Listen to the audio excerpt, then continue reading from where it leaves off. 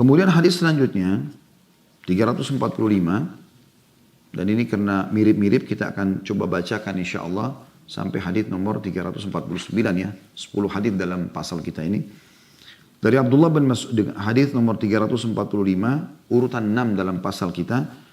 Sahih dari Abdullah bin Mas'ud radhiyallahu anhu dari Nabi SAW, beliau bersabda, salatul mar'ati fi baitiha afdalu min salatiha fi hujratiha wa salatuha fi mikhda'iha afdalu min salatiha fi baitiha. Salat seorang wanita di ruangan dalam kamarnya lebih baik daripada salatnya di kamarnya. Maksudnya di umumnya ruangan kamar gitu kan. Dan salatnya di mikhda' ya. Mikhda'iha adalah lebih baik daripada salatnya di ruang kamarnya. Jadi maksud dengan al-mikhda' bagi yang pegang buku ada dijelaskan situ, mim dibaca kasrah, kha disukunkan dan dal dibaca fathah, yaitu almari atau tempat menyimpan di dalam rumah. Ya. Jadi saya ulangi, sholat seseorang di wanita di ruangan dalam ruang kamarnya lebih baik daripada sholat di umumnya kamarnya. Jadi makin sudut di kamarnya makin bagus daripada dia ya umumnya di kamarnya yang luas, dia pindah-pindah gitu kan. Dan sholatnya di ya, tempat dia menyimpan barang adalah lebih baik daripada sholatnya di ruangan kamarnya secara umum. Ya, yang sudah kita jelaskan tadi teman-teman, di sini adalah maknanya makin tersembunyi maka makin baik bagi wanita. Diriwayatkan oleh Abu Dawud dan Ibnu Khuzaimah dalam sahihnya. Kemudian hadis selanjutnya 346 urutan 7 dengan sanad sahih juga darinya, maksudnya dari sama Abdullah bin Mas'ud radhiyallahu anhu, dari Nabi SAW beliau bersabda, al-mar'atu auratun fa idza kharajat istashrafaha syaitan. Wanita adalah aurat, jika dia keluar maka syaitan mengintainya. Hadis riwayat Tirmidzi dan dia berkata hadis hasan sahih ya, gharib. Ini penjelasan daripada Tirmidzi. Diriwayatkan juga oleh Ibnu Khuzaimah dan Ibnu Hibban dalam sahih mereka berdua dengan lafaz yang sama, dan keduanya menambahkan riwayat wa aqrabu ma takunu min wajhi rabbiha wa hiya fi qa'ri baitiha, dan kondisi yang paling dekat kepada wajah Rabbnya ya, adalah ketika dia para wanita itu di dalam rumahnya yang paling dalam. Nah, ini luar biasa ini. Berarti teman-teman wanita harus faham rumah itu adalah tempat ibadah terbaik mendekatkan diri kepada Tuhan Anda. Rawat baik-baik rumah itu, dan itu amanah dari Allah Subhanahu wa taala. Anda begitu masuk, lahir di rumah ayah Anda, ibu Anda, maka Anda di rumah. Ya, keluar itu adalah hal yang mendarurat. Begitu juga Anda pada saat sudah menikah, Anda di rumah suami Anda, urus rumah itu, tata yang rapi, bersihkan segala macam, ibadah di situ. Dan itu surga buat Anda meninggal, insya Allah masuk surga. Ini sudah kita jelaskan tadi karena semakna dengan hadis sebelumnya. Saya langsung pindah ke hadis nomor 347. Dan ini hadis nomor 8 dalam urutan pasal kita. Hasan li ghairihi. Derajatnya Hasan karena dikuatkan dengan riwayat-riwayat lain. Juga masih dari sama. Ya, dari Abdullah bin Mas'ud radhiyallahu anhu. Dia berkata, ma sallatil mar'atu min salatin ahabba ilallah min ashaddi makanin fi baitiha dhulmah. Tidaklah seorang wanita melakukan sholat yang lebih dicintai oleh Allah daripada sholat di tempat yang paling gelap di rumahnya. Diriwayatkan Tabarani dalam Mu'jamul Kabir. Yang dimaksud sini gelap adalah tempat yang paling ya, tertutup. Dan bukan berarti digelapkan ya. Tapi tempat yang paling tertutup sehingga makin tidak terlihat oleh orang-orang. Nah, seperti itulah ya. Karena kan kalau di ruang tamu bisa saja ada tamu datang tiba-tiba tahu dia lagi sholat gitu kan. Enggak, dia makin tidak lihat orang makin bagus. Seperti itu. 3 buah hadis yang terakhir, hadis nomor 348 ada 2 riwayat, kemudian ada hadis nomor 349 1 riwayat. 348 ada urutan 9 di pasal kita, tulisannya ada 9A dan 9B. 9A Hasan li ghairihi. Dia jadi Hasan karena dikuatkan dengan riwayat lain, diriwayatkan oleh Ibnu Khuzaimah dalam sahihnya dari riwayat Ibrahim Al-Hajari dari Abu Al-Ahwas darinya dan dari Nabi SAW beliau bersabda, inna habba salatil mar'ati ilallahi fi ashaddi makanin fi baitiha dhulmah. Ya, sesungguhnya solat seorang wanita yang paling dicintai oleh Allah adalah yang dilakukan di tempat paling gelap di rumahnya. Dan saya sudah jelaskan tadi makna yang paling gelap adalah tempat yang paling tertutup. Jadi bukan berarti digelapkan ruangannya, tapi tempat yang paling tertutup. Ya. Karena biasanya kalau tempat gelap itu kan jarang orang datangin ya, seperti itu maksudnya. Jadi di situ jarang sekali orang tahu gitu loh. Mungkin tamu tidak tahu itu tempat apa gitu. Seperti itulah, karena makin tutup. Dan ini tadi yang paling tepat adalah di kamar tidurnya sendiri. Ya, jadi kalau ibu-ibu Allah mudahkan suaminya Masya Allah berikan kamar yang luas, sisipkan satu sisi ruangan yang memang di situ tidak lula lalang khusus untuk Anda sholat saja. Hadis 9b-nya sahih mauquf, maksudnya dia sahih dan hanya sampai kepada para sahabat kalau mauquf ya. Dari riwayat lain dari Ibnu Khuzaimah dia berkata dalam kurung innama kemudian an-nisa'u aurah wa innal mar'ata la takhruju min baitiha wa ma biha ba's fayastashrifuha syaitan fayaqulu innaki la tamurrina bi ahadin illa a'jabtihi wa innal mar'ata la talbasu thiyabaha fayuqal aina turidin fataqul a'udu maridan aw ashhadu janazah aw usalli fi masjid وما أبدت المرأة ربها مثل أن تعبده في بيتها. Wanita itu hanyalah atau wanita itu adalah aurat. Ya. Ada footnote nomor 372 di bawah. Ya. Di situ dikatakan, baik ini penjelasan saja, saya tidak usah baca footnote-nya. Penjelasan tentang masalah pengaturan penataan riwayat ini. Saya langsung masuk ke terjemahan. Wanita itu aurat dan sungguhnya seorang wanita keluar dari rumahnya pada mulanya dalam keadaan tidak ada masalah. Lalu syaitan mengincarnya. Dia berkata, maksudnya syaitan bisikin perempuan itu, tidaklah kamu melewati seseorang melainkan kau membuatnya takjub. Artinya, tuh lihat tuh orang itu lagi suka kau. Tuh lihat tuh gini. Jadi dia menggoda terus wanita ini.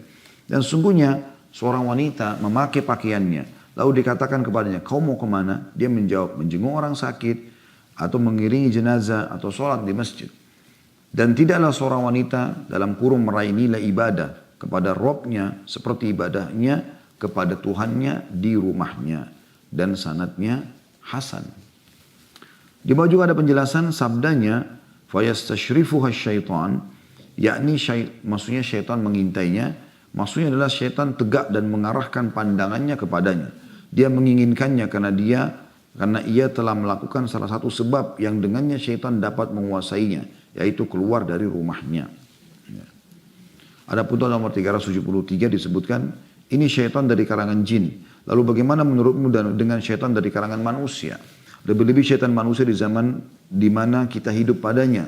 Mayoritas pemuda masa kini tidak memiliki muru'ah atau kehormatan agama ya.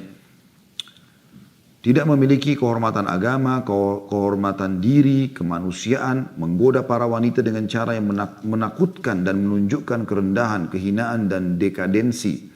Maka menjadi kewajiban bagi para pemimpin jika mereka adalah orang-orang muslim agar mendidik orang fasik yang buruk yang berperilaku seperti binatang buas yang membahayakan. Di Saudi contohnya teman-teman sekalian itu, kami tahunya ada satu hay'a namanya, hay'a itu kayak hay'a amil ma'ruf nahi mungkar. Kayak satu lembaga pemerintah Saudi bentuk khusus untuk menegakkan ma'ruf, kebaikan, kebenaran dan juga melarang dari kemungkaran. Banyak kegiatan mereka kayak waktu sholat mereka keliling satu Saudi. Ya. Di Saudi itu mereka pakai mobil, ayo sholat. Kalau misalnya ada orang yang tidak sholat gitu ya. Terus mereka mengawasi pasar-pasar. Sehingga kalau azan masih ada yang buka maka ditegur ya. Bahkan kalau sudah iqamah masih ada yang buka maka bisa ditutup. Dan diberikan denda, ya sanksi.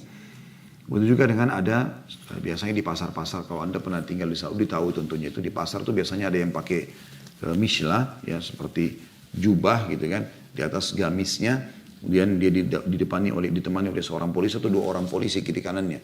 Itu memang untuk mengawasi. Ya. Jadi kalau ada sedikit saja wanita memperlihatkan auratnya atau kadang-kadang mereka kena sedikit diawasi, mereka tatap-tatapan sama seorang laki-laki, mereka pakai bahasa tubuh, kemudian tiba-tiba dia tulis nomor telepon, dilempar, gitu kan, di lantai nanti di tanah, nanti si laki-laki itu ambil lalu mereka telepon-teleponan. Jadi banyak cara, tapi itu subhanallah dibendung ya dengan cara tadi, ya, karena memang mereka sangat memahami bagaimana syaitan itu betul-betul mengawasi wanita,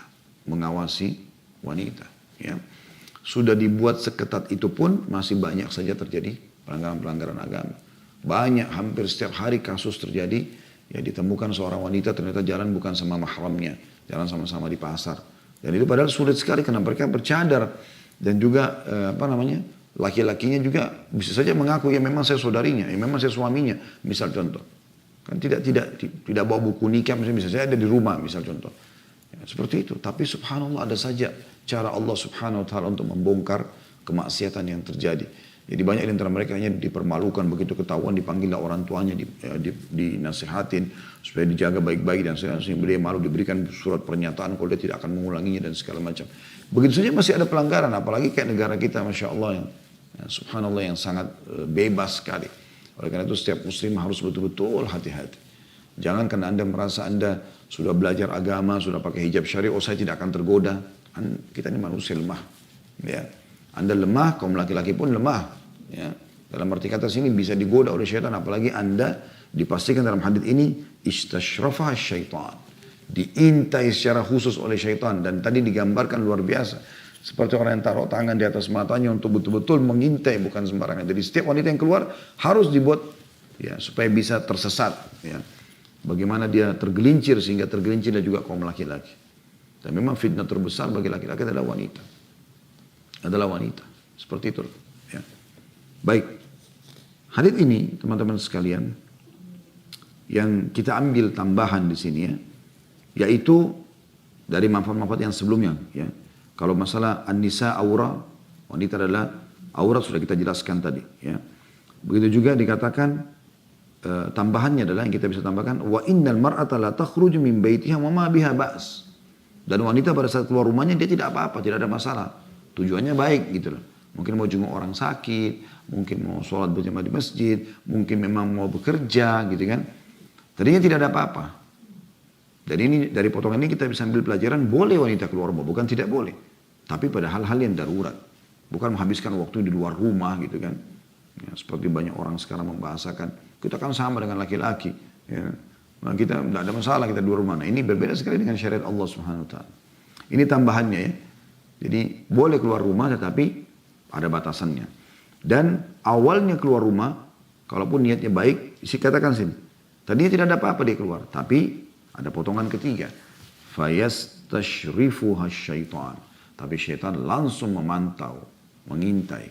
Setiap wanita akan diikuti oleh syaitan. Lalu tambahannya di sini, ya, syaitan itu akan berkata, kita ambil potongan tambahan di sini adalah dia keluar dari rumahnya. Itu manfaat pertama yang kita ambil dari hadis 9b ini di urutan 348. Kemudian potongan yang kedua yang kita bisa ambil adalah maka syaitan akan mengintainya fayaqul lalu berkata.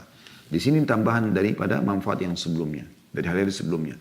Di sini Nabi SAW memberikan kepada kita bocorannya apa yang syaitan bisikin kepada anda wahai muslimah. Perhatikan. Maka fayaqul kata Nabi SAW, maka syaitan akan bisikin setelah mengintai wanita tapi langsung didatangin. Langsung dikatakan dari awal dia keluar dari rumahnya. Dan ini adalah kelemahan wanita. Pujian. Gitu. Ya. La tamurrina bi ahadin illa a'jabtihi. Tidak ada cowok siapapun, laki-laki siapapun yang kau lewatin pasti akan kagum dengan kau. Pujian. Ternyata syaitan buat itu. Dipuji. Ya. Dengan segala macam. Kalau kita rincikan banyak sekali. Mungkin dia katakan tuh lihat tuh cowok lagi lihat kamu tuh.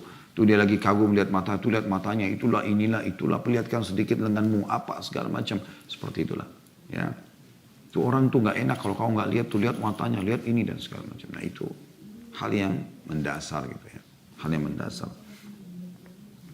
Maka ini ya tanda kutip bocoran dari Nabi SAW tentang bagaimana syaitan membisikkan. Jadi kalau ibu jalan, ibu sudah ya tahu terngiang-ngiang ya, apakah di kuping ataupun di hati. Ya.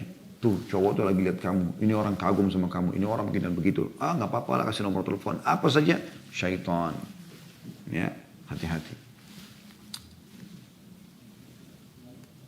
Kemudian potongan yang kita bisa ambil tambahan yang ketiga dari hadis ini. Ini maksudnya potongan ketiga tambahan dari manfaat-manfaat yang sebelumnya yang kita belum sempat atau tidak sempat dijelaskan atau tidak sempat tersebutkan dalam hadis ya. Wa innal mar'ata la talbasu thiyabaha. Kemudian para wanita memakai bajunya pada saat mau keluar. Walaupun dia pakai baju ya, dengan tujuan-tujuan baik. Apa tujuannya? Fayuqal aina turidin. Kalaupun ditanya kau mau kemana? Jawabannya fatakul. Dia berkata, a'udu maridan. Saya mau jenguk orang sakit. Au ashhadu janazah. Atau saya mau ya mengantar jenazah atau melihat ada kematian. Au usolli fi masjid, atau aku sholat di masjid. Ya. Itu semua alasan-alasan baik ya. Jika orang sakit, takziah ke rumah orang yang sedang bersedih, atau sholat di masjid, kan semua perbuatan baik. Itu kan semua perbuatan ibadah. Tapi di sini penutupan riwayat mengatakan, wa ma abadatil mar'atu rabbaha mithla ma ta'budahu fi baitiha. Ketahuilah, seakan-akan pesan ini disampaikan kepada para wanita, ketahuilah kalau kau tinggal di rumahmu, tetap itu yang paling baik dan terdekat kepada Allah. Salat di rumah.